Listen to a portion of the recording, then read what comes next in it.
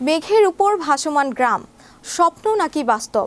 মেঘের উপর ভাসমান গ্রাম শুধু রূপকথায় শোনা যায়, তবে কি সত্যি রয়েছে মেঘের উপর ভাসমান গ্রাম? বিস্তারিত থাকছে ডেস্ক রিপোর্টে। চীনের সিচুয়ান প্রদেশের এক খাড়া পাহাড়ের চূড়ায় অবস্থিত আতুলিয়ার গ্রাম যেন রূপকথার এক বিস্ময়। সমুদ্রপৃষ্ঠ থেকে প্রায় ২৬০০ ফুট উচ্চতায় থাকা এই গ্রাম বহু বছর ধরে বিশ্বের অন্যতম দুর্গম ও বিপজ্জনক বসতি হিসেবে পরিচিত। একসময় গ্রামটিতে পৌঁছানোর একমাত্র উপায় ছিল লতাপাতা, গাছের ডাল ও দড়ি দিয়ে তৈরি অস্থায়ী মই বেয়ে ওঠানামা করা, যা ছিল অত্যন্ত ঝুঁকিপূর্ণ।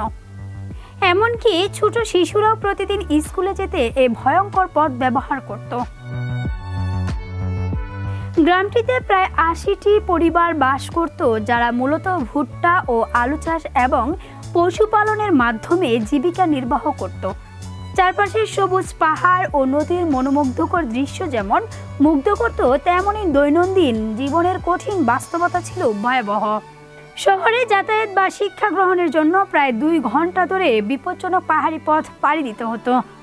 ২০১৬ সালে খালি পায়ে শিশুদের ঝুঁকিপূর্ণ মই বেয়ে ওঠার ছবি সামাজিক মাধ্যমে ছড়িয়ে পড়লে বিশ্বজুড়ে আলোড়ন সৃষ্টি হয়। এরপর চীনা সরকার উদ্যোগ নিয়ে পুরনো মইয়ের পরিবর্তে রেলিং সহ স্টিলের সিঁড়ি নির্মাণ করে, যা কিছুটা নিরাপত্তা নিশ্চিত করে। তবে ঝুঁকি পুরোপুরি দূর হয়নি।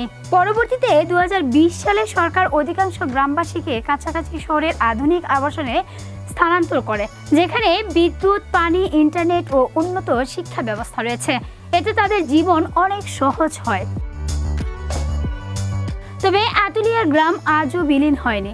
কিছু মানুষ সেখানে রয়ে গেছে, আর গ্রামটি এখন একটি আকর্ষণীয় পর্যটন কেন্দ্রে পরিণত হচ্ছে, যেখানে মানুষ অতীতের সংগ্রামী জীবনযাত্রার সাক্ষী হতে আসে। অনিশা জান্নাত, বিশ্ব বাংলা 24 নিউজ ডেস্ক।